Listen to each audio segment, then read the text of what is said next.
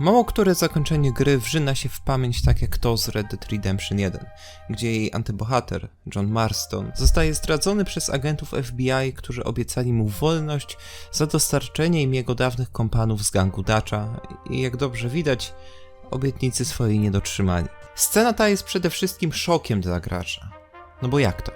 Po kilkunastu godzinach gry, gdy osiągnęliśmy już nasz fabularny cel, dostajemy za to karę, w której zawarta jest jednak bardzo brutalna i trudna do przyjęcia lekcja. Lekcja o tytułowym odkupieniu, Redemption.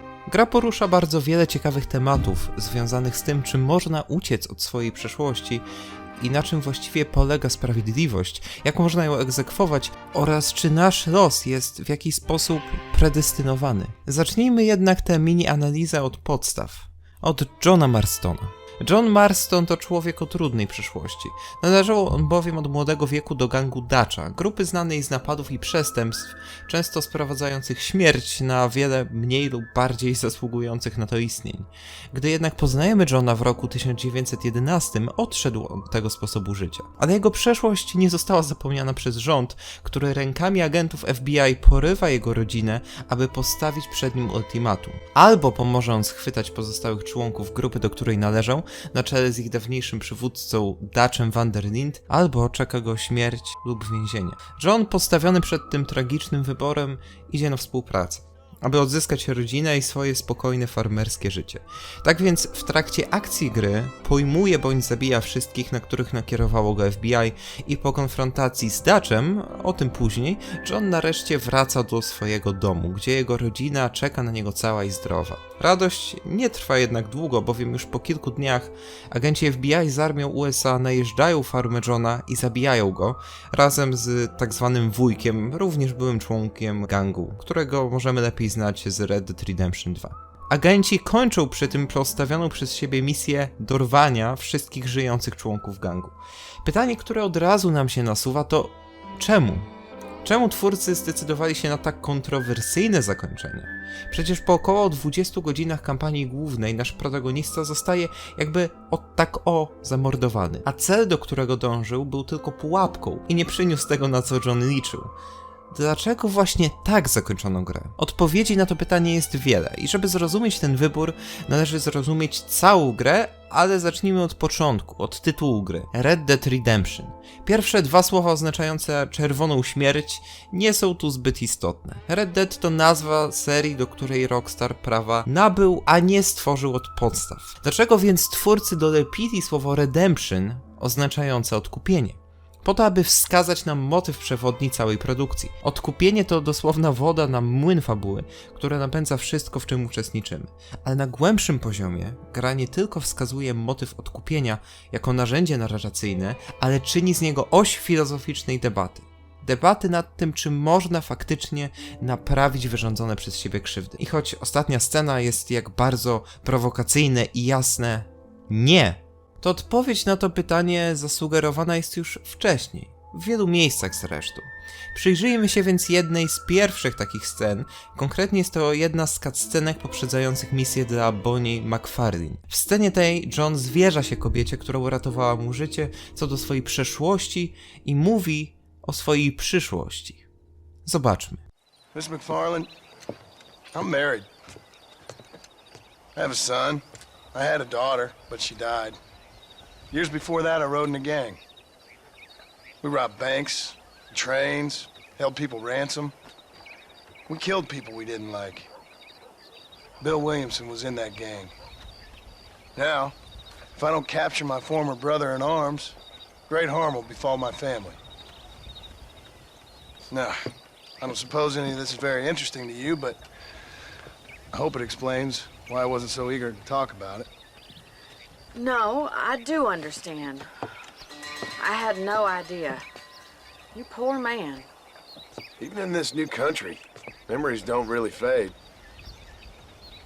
My father was an illiterate Scot born on the boat into New York. He never saw his homeland, but to hear him talk about it, you'd imagine he only ever ate haggis and wore a kilt. And he hated the English for what they had done to his great-grandparents that he'd never met. People don't forget. Nothing gets forgiven. That's true. Monolog Johna to efekt długich rozmyślań nad historią własnego życia. Jego ojciec, Szkot z pochodzenia, całe życie odczuwał patriotyczną dumę i nienawidził Anglików za rzeczy, które stały się dawno temu w trudnej przeszłości między tymi dwoma narodami. Jednak przewrotne jest to, że tych rzeczy nie doświadczył ani on, ani nawet jego rodzice. I jak sam protagonista zauważa, ludzie nie zapominają. Nic nie zostaje wybaczone.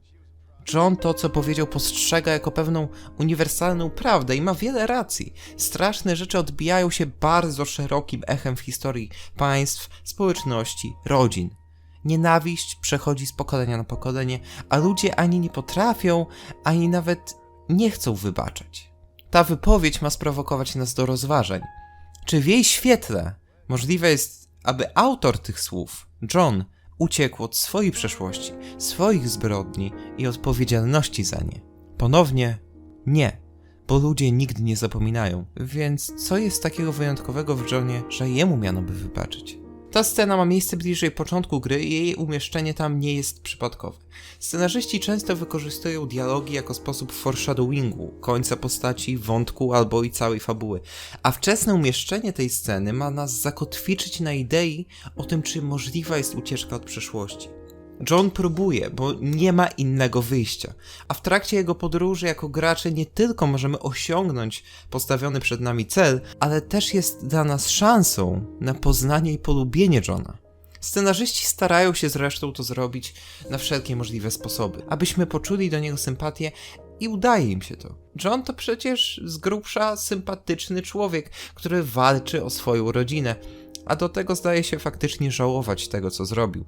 Jak można nie wybaczyć skruszonemu łotrowi? Tylko co to zmienia? Jego skrucha nie ożywi jego ofiar, ani nie uleczy cierpienia ich rodzin. I twórcy podkreślają to bardzo dobrze poprzez skrajnie asympatyczną postać agenta FBI Edgara Rossa. Ross w przeciwieństwie do Johna został specjalnie tak napisany, aby go nie lubić. Człowiek ten steruje bowiem całą operacją FBI i jawnie manipuluje przy tym Johnem. Chociażby przez porwanie jego żony i syna, ale też przez ogólny ton, w jakim rozmawia z Johnem. Ross jest dodatkowo zadufany w sobie, pyszny i nadużywa swojej władzy, a to wszystko na zlecenie jakiegoś polityka, który w kampanii wyborczej obiecał wyczyścić swój okręg z przestępców. Tak więc Ross przedstawiony jest jako człowiek marionetka tak naprawdę, który sam jest sterowany przez wielką politykę, ale paradoksalnie zdaje się czerpać dużą przyjemność ze swojej roli, akceptując to, kim jest i jakie zadanie ma do wykonania. Ludzie nie lubią polityki. To dość intuicyjny wniosek. Utożsamia się ją przecież z kłamstwami i manipulacją, co często jest prawdziwe. Więc nadanie Edgarowi takiego sznytu polityka dodatkowo obniża naszą sympatię do niego. Nie jest on tylko siłą przeciwstawną do naszego protagonisty, ale wydaje się być po prostu zły.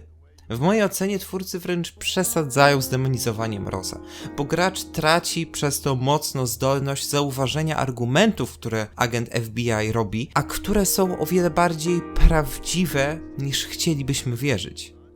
Posłuchajmy go więc. You killed hundreds of innocent people. You've robbed at least 40 banks that we're aware of. They told us there was a prize when you got to 50. I'm glad this is all such a joke to you. I want my family. And I'm sure all the men you murdered wanted their families too. Come now. You're stupid. But you're not that stupid. We both know how this has to be. And it could be all over today. As soon as we find Dutch Vanderlyn, you can go back home and play being a farmer again or whatever else you've been pretending to do for the last few years. First it was Bill, now it's Dutch. After Dutch, it'll be somebody else. Where does it end? It ends when we say it ends. You're in no position to make demands. Life you live. You don't just walk away from that. Buy a few chickens and make it all disappear. You should be dead or rotting in a jail cell by now. We are giving you a chance at new life. A chance at redemption. You can't erase your past, Mr. Marston, but we can. W tej scenie fascynujące jest to, jak Ross de facto wygaduje się co do planów FBI względem Johna, mówiąc, że nie można tak odejść od swoich zbrodni, ani wymazać swojej przeszłości, unikając przy tym konsekwencji. Potem jednak jakby ku podtrzymaniu pozorów dodaje, że FBI może to zrobić, choć czuć, że Ross uważa, że nie powinno i jak wie, nie zamierza. John jednak cały czas wierzy, że już niedługo odzyska rodzinę i będzie z nią żył długo i szczęśliwie, a może i nie wierzy. Ale tragiczność jego sytuacji polega na tym, że nie liczy się to, co czuje i myśli. Musi robić to, co mu każą, aby odzyskać rodzinę. Czyli w kontekście tej sceny jechać z agentami FBI, aby pojmać Dutcha. Ta konfrontacja prowadzi do jednej z najbardziej pamiętnych scen w historii gier wideo i nie możemy oczywiście pominąć jej w tej analizie. Stanowi ona ważny komentarz zarówno do filozofii gry, ale też pokazuje nam postać równie tragiczną co John. Zobaczmy więc. Hello again, John. Hello, Dutch. We gotta stop meeting like this. Sure. I got a plan, John. You always got a plan, Dutch. This is a good one. I don't doubt it. We can't always fight nature, John. We can't fight change. Can't fight gravity. We can't fight nothing. My whole life, all I ever did was fight. Then give up, Dutch. But I can't give up, neither. I can't fight my own nature. That's a paradox, John. You see? Tu jak w pigułce Dutch przedstawia nam bardzo smutny, filozoficzny koncept znany jako determinizm, czyli przekonanie, że człowiek nie ma wolnej woli, a wszystko co robi bądź zrobi w przyszłości jest w jakiś sposób ustalone. Dutch w obliczu końca swojego życia postrzega je jako paradoks. Uważa, że nie można tak naprawdę walczyć z niczym, ze zmianą, z prawami natury, z grawitacją. A że Dutch całe życie walczył? Cóż, to tylko kolejna z rzeczy, której zmienić nie można. John jednak nie widzi bezsensu walki, jaką prowadzi, a Dutch trafnie go przy tym ostrzega. When I'm gone, they'll just find another monster. They have to. Because they have to justify their wages. That's their business.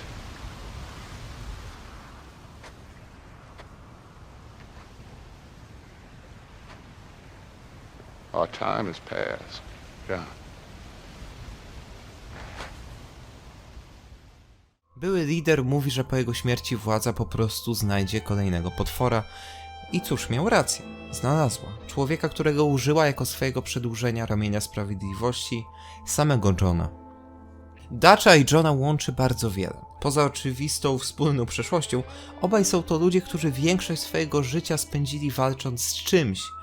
Tylko że gdy Dutch strzelał i zabijał, prowadząc gang natywnych Amerykanów ku obiecanej lepszej przyszłości, John walczył ze swoją brutalną naturą i przeszłością, od której pragnął uciec. Być może jednak to John jest postacią tragiczniejszą od Dutcha, bo chyba nigdy nie zrozumiał tego, co skłoniło Dutcha do rzucenia się z klifu, że koniec końców nie można walczyć z samym sobą. John jednak ciągle próbuje i po odzyskaniu rodziny stara się być dla nich dobrym ojcem i mężem, ale pomimo tego, że nie jest to wcale łatwe, stopniowo udaje mu się poprawić relacje z żoną Abigail i synem Jackiem, który jest skrajnie różny swoją drogą od swojego ojca. Pasjonuje się przede wszystkim książkami, a nie pomocą w gospodarstwie czy rzeczami, które John dość ogólnie mówiąc postrzega za praktyczne w życiu. Wszystkie trudy Johna idą jednak na marne, bo FBI faktycznie znalazło sobie kolejnego potwora, którego postanowiło usunąć, czyli Johna. Prawdopodobnie, aby raz na zawsze zamknąć temat gangu Dutcha Van der Linde. Wydaje mi się, że do tej pory jasno zarysowałem aspekt filozoficzny gry, która silnie porusza motywy odkupienia, odnowienia i tego, czy można tak naprawdę uciec od przeszłości. W kontekście tego wszystkiego zakończenie Red Dead Redemption 1 nie powinno dziwić. Jest ono konkluzją schludnie prowadzonej narracji. Gra jest przecież bardzo pesymistyczna już od początku, przypomnijmy sobie zresztą opowieść Johna o jego ojcu. A gdy John Marston upada od wrogich kul przed swoją własną stodołą, rozumiemy, że inaczej ta historia skończyć się nie mogła.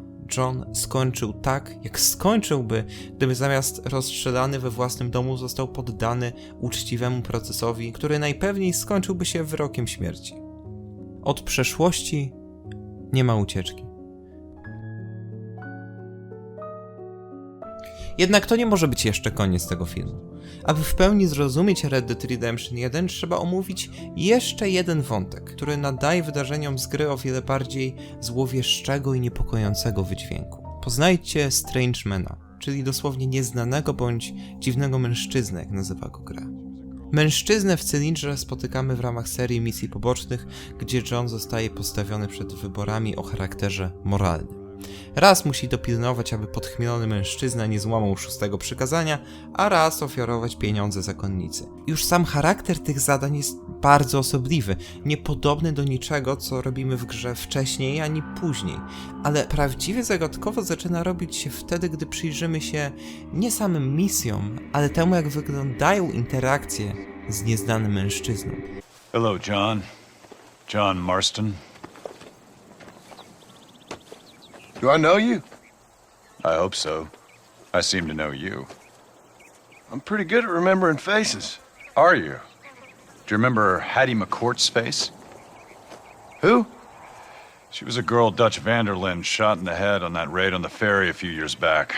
Same one you got shot on. Pretty girl, until her eye was hanging out by a thread of tendon and her brain was plastered over a wall. Not really. Then why would you remember me, friend? You've forgotten far more important people than me. Mężczyzna, nie patrząc na Johna, wie kim jest, zna jego imię, nazwisko i wypomina rzeczy, które działy się podczas gdy był członkiem gangu Dutcha. Ezoteryczność tej postaci jest wręcz złowieszcza, straszna. A zdanie "zapomniałeś o zdecydowanie ważniejszych osobach niż ja" wskazuje na to, że John nie pamięta nawet wszystkich tych, których skrzywdził, bo musiało być ich tak wiele, ale też wypomina mu, że jest zbyt skoncentrowany na swojej teraźniejszości i przyszłości i nie pamięta, do czego przyczynił się wcześniej. Ale to dopiero ostatnie spotkanie z nieznajomym jest dla nas najważniejsze i pozwala zrozumieć inną, dość straszną, metafizyczną stronę rozgrywanych wydarzeń i tej scenie przyjrzy się dokładniej, bo jest tu wiele do przeanalizowania i jest ona moim zdaniem najistotniejsza w zrozumieniu gry. We have to stop meeting like this, John. Ain't this a beautiful spot? Sure. What are you doing here? My accounts. I'm an accountant. Is that so? In a way. Po pierwsze, słowa, które nieznajomy wypowiada do Johna przed odpaleniem cutscenki, to foreshadowing tego, co Dutch powie, gdy znajdzie się w punkcie bez ucieczki. We have to stop meeting like this, John. We gotta stop meeting like this. Co wskazuje nam, że nieznajomy nie tylko zna przeszłość, ale widzi też przyszłość. Po drugie, człowiek ten określa się jako księgowy, co jest o tyle ciekawe, że w wielu systemach filozoficznych, religijnych występuje motyw pewnego księgowania ludzkich uczynków. Zazwyczaj wiąże się to z systemem karmy, gdzie przewinienia w naszym obecnym życiu wracają do nas w następnym, ale tutaj nieznajomy raczej odnosi się do konsekwencji w ramach tego samego życia. Konsekwencji, które jak wiemy spotkają Johna. Specjalnie ominąłem tu jedną rzecz, ale spokojnie, wrócimy do niej. What's your name? You know, it's the darndest thing. I can't remember. Tell me your damn name and where you know me from. Well, I know you from Mexico. I know you from back out west. I know you from all over. Ta wypowiedź jasno sugeruje, że owy księgowy jest kimś więcej niż człowiekiem. To z pewnością jakiś metafizyczny byt, który nie ma imienia, bo skąd diabeł, bo być może tym właśnie jest, miałby mieć imię. Ma jedynie imiona nadawane mu przez śmiertelników. Dodatkowo nieznajomy porusza nie bezpośrednio temat swojej wszechwiedzy. Zna Johna z każdego miejsca, w jakim był i wie o nim rzeczy, które John już dawno sobie zapomniał. Ten fakt tylko dodatkowo podkręca to poczucie nadprzyrodzoności otaczające tę postać. Tell me your name or I won't be responsible for my actions. Oh, but you will. You will be responsible. This is a fine spot. See you around, cowboy. Mężczyzna niczym profeta przewiduje przyszłość Johna. Będzie on odpowiedzialny za swoje akcje, bo taka jest zasada, w ramach której działa świat przedstawiony. I kto jak kto, ale księgowy tego świata wie to najlepiej. Dodatkowo po raz kolejny widzimy skrzywione myślenie Johna, który uważa, że jego złość, własne zdanie uprawniają go do zabijania bez absolutnie żadnych konsekwencji.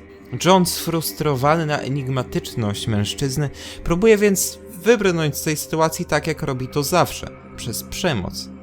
Ale pojawia się pewien problem. Damn you! Yes, many have.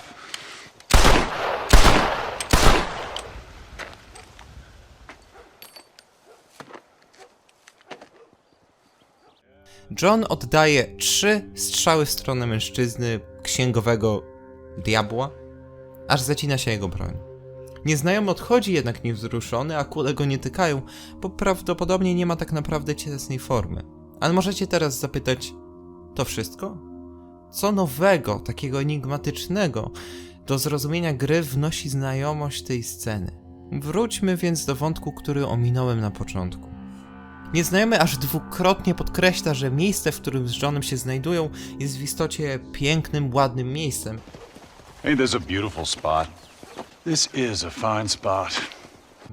I gdy weźmiemy pod uwagę, że jest to dokładnie to miejsce, w którym John zostanie pochowany razem z żoną i tak zwanym wujkiem, staje się to bardzo złowieszcze. Jeszcze bardziej współgra z determinizmem wyrażanym przez Dutcha, ale nadaje mu innego wydźwięku. Nie jako przekonania, które ma Dutch, ale jako prawa natury tego świata. John był skazany jeszcze przed swoją śmiercią, a jego los miał już dawno swoje zakończenie, aż do miejsca jego pochówku. Do dokładnego miejsca jego pochówku. Ale to nie wszystko. Wróćmy do strzałów. Jest ich 1, 2, 3. Po czym broń zacina się i uniemożliwia dalsze oddawanie strzałów. Liczba 3 to też liczba grobów, które znalazły się w tym miejscu. Są to groby Johna, jego żony i wspomnianego wujka. Symboliczność tego, że to John oddaje 3 strzały, chwila po tym jak łudzi się, że nie odpowie za swoje czyny, jest chyba na tyle oczywista, że nie trzeba jej tu rozwijać. Dodatkowo John przez zacięcie broni nie może wystrzelić 4. raz i przez to po zakończeniu gry gracz widzi nad tymi 3 grobami syna Johna, Jacka, którego życie zostało oszczędzone. Jednak czy los Jacka również jest przesądzony? Czy jego wyrok został jedynie odroczony? O tym gracz może się tylko zastanawiać, gdy widzi ostatnią scenę w grze, gdzie Jack zabija Rossa, wchodząc na ścieżkę przemocy, której miał uniknąć.